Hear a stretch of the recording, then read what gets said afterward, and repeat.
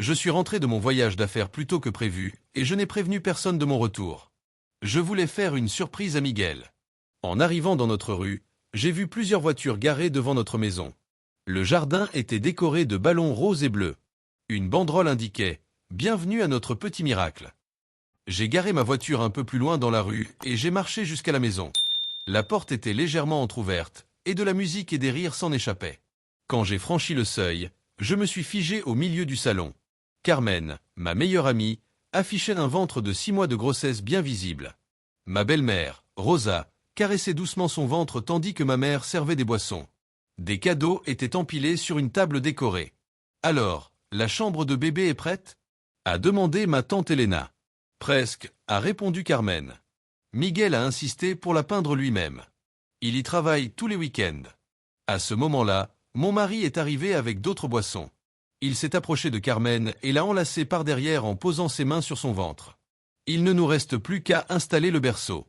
On l'a choisi ensemble la semaine dernière. J'ai observé ma mère qui s'est raidie en me voyant. Elle est vite venue vers moi. « Anna, on ne t'attendait pas aujourd'hui », a-t-elle chuchoté en me prenant par le bras. « Allons dehors, il faut qu'on parle. » J'ai retiré mon bras de sa main. « Parler de quoi ? De la façon dont mon mari a mis ma meilleure amie enceinte pendant que je travaillais dans un autre pays ? » Le brouhaha dans la pièce s'est atténué. Carmen a été la première à me remarquer et son visage est devenu livide. Miguel est resté figé, les mains toujours sur son ventre. « Anna, a-t-il commencé ? Ne t'avise pas de parler, les jeux interrompus. Depuis quand me trompes-tu ? » Personne n'a répondu. Mon père, debout dans un coin, n'osait même pas me regarder dans les yeux. « Je peux expliquer », a dit Carmen en avançant d'un pas. « On ne voulait pas que tu l'apprennes comme ça. »« Ah bon ? Et comment comptiez-vous me le dire ? Après la naissance du bébé ? Ou quand il aurait 18 ans ?» Ma belle-mère est alors intervenue. « Anna, s'il te plaît, pense au bébé. Carmen n'a pas besoin de ce stress dans son état. » Son état ? Ai-je lâché en ricanant sans joie. Le même état dans lequel j'étais il y a 2 ans quand j'ai perdu mon bébé ? Vous vous inquiétiez moins à cette époque, non, Rosa ? Le silence est devenu assourdissant. Ma mère a tenté encore une fois. « Chérie, je sais que c'est difficile. » Difficile pour qui ? Pour moi, qui ai travaillé sans relâche pendant 9 mois alors que mon mari couchait avec ma meilleure amie. Ou pour vous tous, qui avez fait semblant de rien. Miguel s'est enfin écarté de Carmen. « Anna, on peut parler en privé ? Ne fais pas de scandale. » Un scandale ? Non, Miguel, un scandale aurait été de tout raconter sur la façon dont tu m'as convaincu d'accepter ce poste à l'étranger, en disant qu'on avait besoin d'argent pour fonder notre famille. Je me suis tourné vers Carmen. Il t'a dit ça ?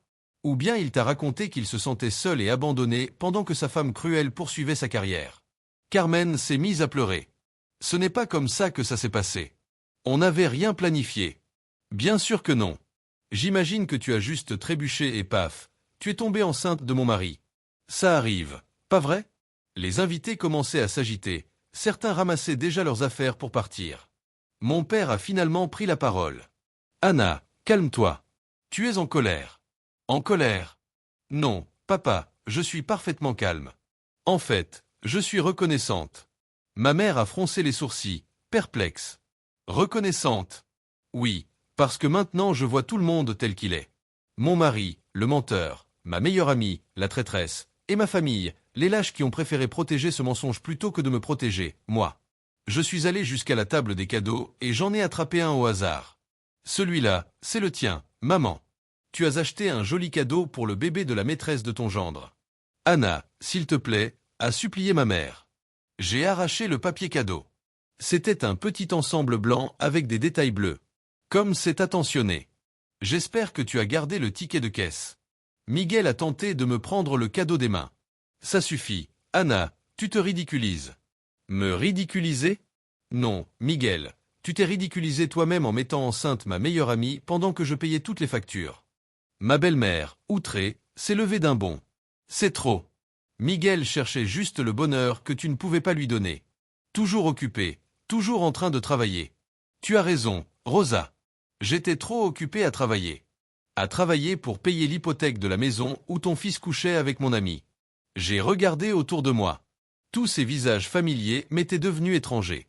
Vous savez quoi ? Gardez la maison, les meubles, les cadeaux. Mais Miguel, je te conseille de trouver un bon travail, parce que tu n'auras plus accès à mon argent. Qu'est-ce que tu racontes? A-t-il demandé, le teint blême. Je te dis que pendant que j'étais à l'étranger, je ne faisais pas que travailler. Je consultais aussi un avocat. J'ai la preuve de chaque centime que j'ai investi dans cette maison, dans tes dépenses, dans notre mariage. Je suis sorti de la maison sans me retourner. Mes mains tremblaient, ma respiration était saccadée, mais je refusais de m'effondrer devant eux. Ils ne méritaient pas de voir mes larmes. J'ai continué à marcher, en ignorant les regards curieux du voisinage qui avait sans doute tout entendu de la scène qui venait de se dérouler. J'ai rejoint ma voiture et claqué la porte. Je serrais le volant si fort que mes doigts en sont devenus blancs. Ma vision se brouillait, mais je n'allais pas pleurer. J'ai démarré et j'ai roulé, sans destination, sans direction, juste pour m'éloigner de ce cauchemar.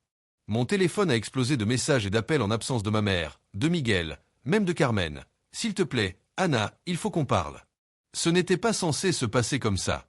Tu ne comprends pas toute l'histoire. Aussi, je comprenais parfaitement.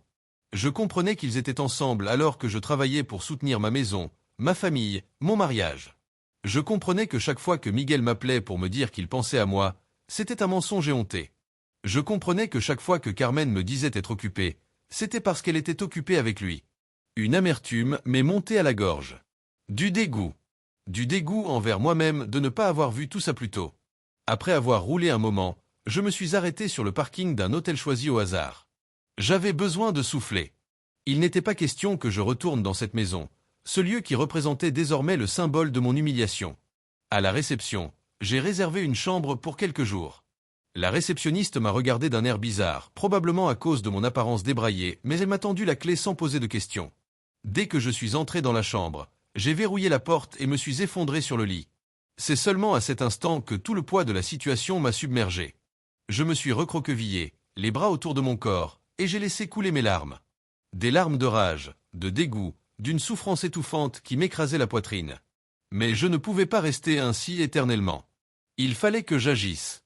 Le lendemain matin, je me suis rendu directement au cabinet de mon avocat. Il était déjà au courant de la situation et avait tous les documents nécessaires pour que je puisse me sortir de ce désastre en subissant le moins de dommages possible. Je veux démarrer la procédure dès aujourd'hui, ai-je déclaré fermement. Le divorce, la répartition des biens, tout. Et je veux être sûr que Miguel ne touche pas un centime de mon argent. Il a hoché la tête. Vous avez plus qu'assez de preuves pour contester toute revendication de sa part. La maison est à votre nom, et toutes les dépenses ont été payées par vous. Il n'a droit à rien. J'ai pris une profonde inspiration. Parfait. Il l'apprendra à ses dépens. Je suis sorti du cabinet avec un curieux sentiment de soulagement. Pour la première fois depuis bien longtemps, j'avais l'impression de reprendre les rênes de ma vie. Mon téléphone s'est mis à vibrer, c'était Miguel. J'ai ignoré l'appel. Quelques minutes plus tard, un message est apparu, on doit parler. S'il te plaît, Anna. J'ai simplement répondu, parle à mon avocat. Les jours ont passé et les appels, les messages n'ont pas cessé, jusqu'à un après-midi, alors que je prenais un café près de l'hôtel, où quelqu'un s'est approché de ma table. C'était Miguel. Il avait l'air épuisé, des cernes sous les yeux, les cheveux en bataille. Je n'ai ressenti aucune pitié. Anna, s'il te plaît. Il s'est assis en face de moi sans y être invité. Je ne voulais pas que tu l'apprennes comme ça. J'ai croisé les bras. Ah oui. Et comment comptais-tu me l'annoncer? Avec une invitation à la fête prénatale? Il s'est passé une main sur le visage, visiblement exténué. Ce n'est pas comme ça que je voulais que ça se passe. J'ai fait une erreur. Une erreur. Mettre ma meilleure amie enceinte, c'est une erreur? Non, Miguel, c'était un choix. Tu as choisi de coucher avec elle, de me mentir, de laisser tout le monde te couvrir. Il a baissé la tête. J'étais seul, Anna. Tu n'étais jamais là. Tu voyageais toujours, tu étais tout le temps occupé par le travail. J'ai laissé échapper un rire amer. Et pourquoi étais-je occupé, Miguel? Parce que c'est moi qui payais la maison, pendant que tu ne faisais rien chez nous. Il n'a rien trouvé à répondre. Tu veux savoir ce qui est le plus ironique? J'ai accepté ce poste parce que je pensais qu'on construisait quelque chose ensemble. J'ai fait des sacrifices, persuadé que c'était pour notre avenir. Pendant que je m'éreintais, toi, tu couchais avec ma meilleure amie. Il m'a regardé, désespéré.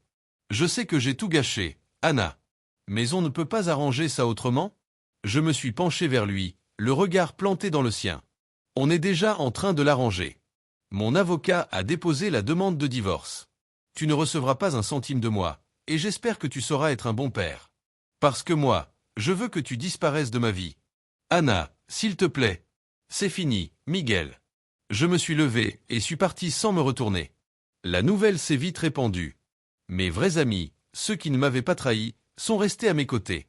Ma famille, quant à elle, elle a essayé de me recontacter.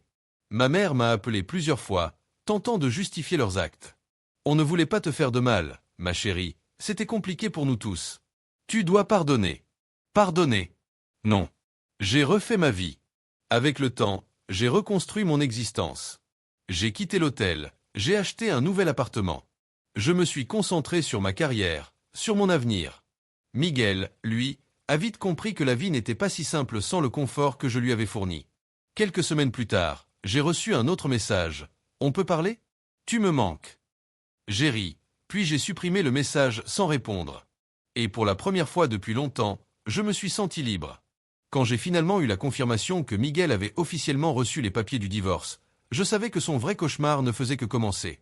Il a essayé de me contacter par tous les moyens, m'appelant des dizaines de fois par jour, m'envoyant des messages incessants, allant même jusqu'à se pointer dans les endroits où il savait pouvoir me trouver. Je ne répondais pas. Je ne lui ai laissé aucune chance. Je refusais de le laisser me manipuler de nouveau. Un soir, en rentrant à mon appartement, j'ai trouvé ma mère qui m'attendait devant la porte. « Anna, il faut qu'on parle. » J'ai levé les yeux au ciel. Je savais déjà où elle voulait en venir. On n'a rien à se dire. Miguel est désespéré. Tu es en train de tout lui prendre, a-t-elle lancé, indignée, comme si c'était moi la méchante de l'histoire. J'ai croisé les bras. Oh, maintenant c'est lui la victime. Chérie, il a commis une erreur, mais ce n'est pas une raison pour détruire sa vie. Un rire sans joie m'a échappé. Il a détruit la mienne, maman. Il m'a trompé, a mis enceinte ma meilleure amie, et vous tous, vous l'avez couvert. Et maintenant, tu oses me reprocher d'être cruel? Elle a soupiré et a tenté de prendre ma main, mais je l'ai retirée. Ce que tu lui fais, ce n'est pas juste, Anna. La colère a enflammé ma poitrine. Oh, tu veux parler de ce qui est juste? C'était juste que je paie l'hypothèque pendant qu'il s'amusait dans mon dos? C'était juste que je me tue au travail pendant qu'il jouait au mari idéal? Maintenant, il assume. Elle m'a regardé comme si j'étais un monstre. Il n'a nulle part où aller. J'ai haussé les épaules. Pas mon problème. Elle a secoué la tête, incrédule. Je ne t'ai pas élevé comme ça, Anna. Et moi, je ne m'attendais pas à ce que ma propre mère prenne le parti d'un mari infidèle. J'ai tourné les talons et je suis rentré dans l'immeuble sans me retourner. Les jours ont passé, et la situation de Miguel n'a fait qu'empirer. Comme c'était moi qui avais tout financé, il était désormais noyé sous les factures. Les paiements de la maison étaient en retard, et sans mon argent pour les couvrir, tout est allé de mal en pis. Puis est arrivée l'expulsion. Je m'y attendais. Quand j'ai appris qu'il était en défaut de paiement, je me suis assuré d'être présente au moment où il serait expulsé de ma maison. À mon arrivée, tout était sens dessus dessous. Des cartons jonchaient la pelouse. Miguel était en train de se disputer avec l'agent chargé de l'expulsion. Carmen se tenait à côté de lui, son ventre rond trahissant sa panique. « Anna !» a-t-il hurlé en me voyant. « Tu ne peux pas me faire ça !» J'ai croisé les bras, sentant une sombre satisfaction m'envahir. « Si, je peux. Et je l'ai fait. Ce n'est pas juste. J'habitais ici. Non. C'est moi qui payais cette maison. Toi, tu n'étais qu'un parasite qui y logeait. » Son visage est devenu écarlate. « Où veux-tu que j'aille ?» J'ai haussé les épaules. « Pas mon problème. » Carmen m'a regardé, l'air de supplier. « Anna, s'il te plaît. » Elle avait le culot de me regarder droit dans les yeux en disant « S'il te plaît. » Je me suis approché d'elle. « Donc maintenant, tu arrives à prononcer mon nom? Avant, c'était juste. J'espère qu'elle ne découvrira jamais la vérité. » Elle a baissé la tête. Ce n'était pas censé se passer comme ça. Mais c'est comme ça. Maintenant, vous allez faire avec. Miguel a passé ses mains sur son visage, l'air épuisé. Tu n'as pas de cœur. J'ai incliné la tête. C'est pourtant ce cœur que tu appréciais tant quand il payait toutes tes factures. Il a ouvert la bouche pour répliquer, mais l'a refermée aussitôt. L'agent est intervenu. Le temps est écoulé. Vous devez quitter les lieux immédiatement. Le visage de Miguel s'est décomposé. Il a lancé un coup d'œil autour de lui, comprenant qu'il n'avait plus aucune issue. Il a saisi un carton et l'a jeté au sol. « Tu veux juste me voir détruit, c'est ça ?» Je me suis penché vers lui, le regard sans pitié. « Exactement. » Il a serré la mâchoire et s'est éloigné, suivi de Carmen. Je suis resté là à les regarder partir, ruiné, sans abri, sans pouvoir. Dans les jours qui ont suivi, toute ma famille s'est dressée contre moi. Mes tantes m'ont appelé, ma mère est revenue sonner à ma porte, même mon père, d'ordinaire si discret, a essayé de m'amadouer. Anna, il dort chez sa mère. Tu ne crois pas que ça va trop loin? Non, papa, je ne le crois pas. Carmen est enceinte, ils n'ont plus rien. Tant mieux. Miguel n'a qu'à faire ce qu'il aurait dû faire depuis longtemps, trouver un travail. Tu es obsédé par la vengeance. Et vous êtes obsédé par la protection d'un infidèle. Aucun d'eux n'a pu me faire changer d'avis. Miguel, lui, s'est retrouvé en chute libre. Plus de maisons, plus de confort, plus d'accès à l'argent dont il avait abusé pendant des années. D'après certains amis communs, il cumulait de petits boulots pour s'en sortir, mais c'était loin de suffire. Et puis l'inévitable est arrivé. Carmen a demandé le divorce. J'ai appris la nouvelle par le biais d'une connaissance, l'une des rares personnes qui osait encore m'adresser la parole après tout ce chaos. Elle m'a aperçu dans un café, et après une hésitation, m'a annoncé la bombe. Elle l'a quitté. Quoi? Carmen. Elle a demandé le divorce et exige une pension alimentaire. J'ai explosé de rire, un grand éclat de rire franc, incontrôlable. Tu es sérieuse? Très sérieuse. Miguel n'arrive pas à garder un emploi stable, et elle ne veut plus payer pour lui. Oh, l'ironie était savoureuse. Carmen, la femme qui prétendait que Miguel était l'amour de sa vie, celle qui s'accrochait à lui comme un parasite pendant que je finançais tout, faisait désormais la même chose que lui m'avait faite. Elle le jetait comme un vieux torchon parce qu'il n'était plus rentable. Et elle veut qu'il lui verse une pension? Ai-je demandé en souriant encore. Oui. Elle dit qu'il lui avait promis de prendre soin d'elle, et maintenant qu'elle a un bébé, elle a besoin d'argent. Il a de quoi la payer? Non. J'ai éclaté de rire à nouveau. Miguel n'avait pas seulement tout perdu de ce que je lui avais offert. La femme pour qui il m'avait trahi était en train de le ruiner financièrement à son tour. La karma, en plein dans sa face. Il faut que je voie ça. La semaine suivante, je me suis, accidentellement, rendu à l'un des rares endroits où je savais que Miguel continuait d'aller. Un bar miteux que nous fréquentions avant. Il était assis au comptoir, semblant n'être plus que l'ombre de lui-même, amaigri, le regard cerné, la barbe mal entretenue et une bière bon marché à la main. J'ai avancé doucement et me suis installé 2 sièges plus loin. Il m'a tout de suite remarqué, son visage s'est crispé. « Qu'est-ce que tu veux » a-t-il lâché d'une voix rauque et fatiguée. « Rien » ai-je répondu en levant mon verre. « Je profite du spectacle. » Il a poussé un long soupir. « Tu es fier de toi, maintenant » J'ai pris une gorgée en savourant l'instant. « Oui, très. » Il a ricané en secouant la tête. « Tu trouves ça drôle ?»« Miguel, je trouve ça hilarant. Tu as foutu notre mariage en l'air pour Carmen, et regarde-toi. Elle t'a quitté, elle te réclame de l'argent, et tu n'as plus rien. » Il a passé une main sur son visage, visiblement au bout du rouleau. « Tu ne comprends pas. »« Oh, je comprends parfaitement. Raconte-moi donc comment ta grande histoire d'amour s'est écroulée aussi vite. » Il est resté silencieux un long moment, les yeux fixés sur son verre vide, avant de lâcher. Elle disait qu'elle ne pouvait pas rester avec quelqu'un qui n'avait rien à lui offrir. C'est ridicule, pas vrai? Ridicule. Non. C'est exactement ce que tu me reprochais à demi-mot, de ne pas être assez présente. Sauf que, moi, je payais toutes tes dépenses. Maintenant que tu ne peux plus l'entretenir, elle te jette. Il n'a pas cherché à me contredire. Je me suis levé, prêt à partir. Tu sais ce qu'il y a de mieux là-dedans? C'est que tu mérites chaque seconde de cette souffrance. Et je suis sorti, le laissant se noyer dans sa misère. Après ce jour, j'ai coupé les ponts avec tout mon passé. Je me suis éloigné de ma famille, de mes tantes hypocrites, et de ma mère qui continuait de me dire que j'allais trop loin. Je ne devais plus rien à personne, hormis à moi-même. J'ai donc recommencé à zéro. J'ai reconstruit ma vie, acheté un nouvel appartement rien que pour moi. J'ai liquidé tout ce qui me rappelait ce chapitre pathétique, donné certaines choses, brûlé d'autres. Miguel et Carmen n'existaient plus pour moi. Je sortais davantage, j'ai fait de nouvelles rencontres, profité de la vie sans avoir un poids mort sur les épaules. Pour la première fois depuis des années, j'étais libre et maîtresse de mon destin. Pendant que je progressais, Miguel sombrait toujours plus bas. Sans foyer, sans argent, sans confort, il était passé d'un mari entretenu à un homme désespéré qui enchaînait de petits boulots.